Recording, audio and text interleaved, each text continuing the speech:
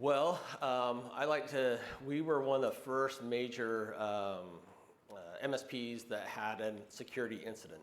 So ours was actually 3 years ago, last Friday. And happy anniversary. Thank you. Still standing. By the way, who's business owners in here, real quick?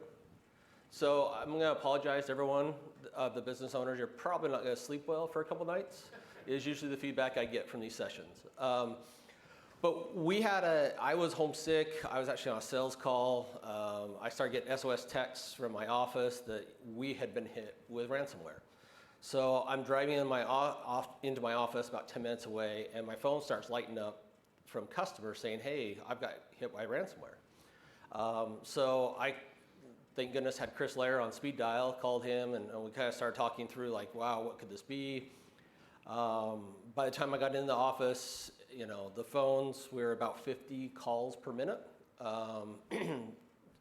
We kind of had to, everyone's looking at me, it's dead silent in there, and just looked and said, what are we going to do? And we said, well, I guess we really have two options at this point. We can turn tail and run, or we can fight.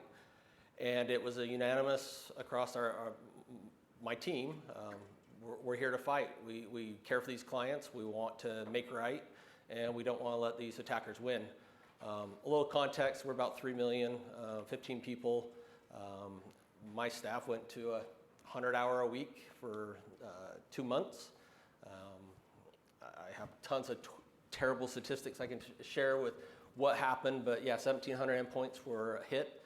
We were in between the PSA and the RMM vulnerability. Our RMM very successfully deployed this tool and encrypted 75 million files in just a few hours. So yeah, it's that shock syndrome. Like, there are bits and pieces I remember, slow motion. What's next? It was. Still talking about it today is akin to, pardon my French, kicking yourself in the balls. Like, it still sucks to talk about, but we've got a lot of good feedback that it's helped others, and so that's why we continue to do this, and this isn't our first rodeo. So.